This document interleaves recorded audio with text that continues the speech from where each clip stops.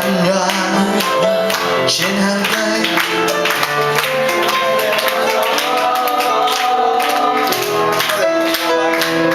Trong yêu thương những ngón tay đàn, tôi lặng im lắng nghe chiều tà, nghe thời gian nồng năm tháng.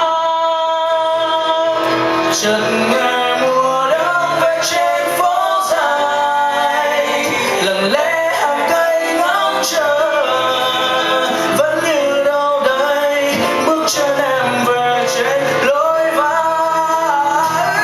Để tôi lặng im ngồi trong gió chiều, khi lòng tôi nói nhớ mùa về, đã xa nhau rồi trái tim đơn côi còn mãi.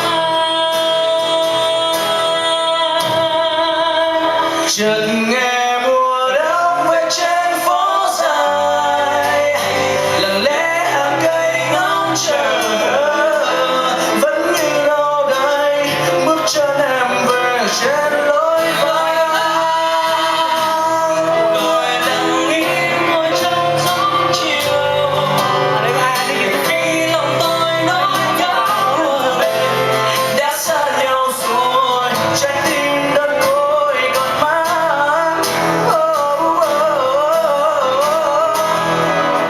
Alright, go hard. Chưa hứng quá.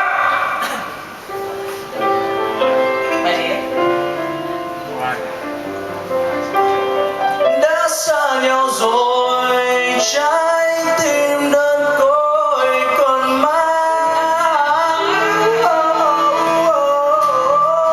One, two, three. Your heart up.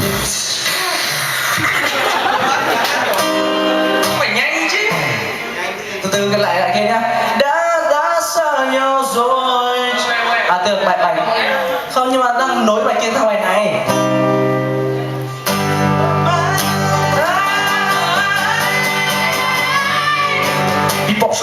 Already. One, two, three. Your heart I please, gotta be the one thing. What I would tell, if just the other day. I must confess, got a heart of fonder. I need your help, gotta make this thing stop. Baby, I swear, the truth about the things you do. And if you thought you had me fooled, I'm telling you now, I'm changing the rules. Here we go. One for the money, the three rising, two for life. Did that alright? Alright. Three, four, you've been winning. Yes, four, you've been spending. It's alright. Alright. I rest my case.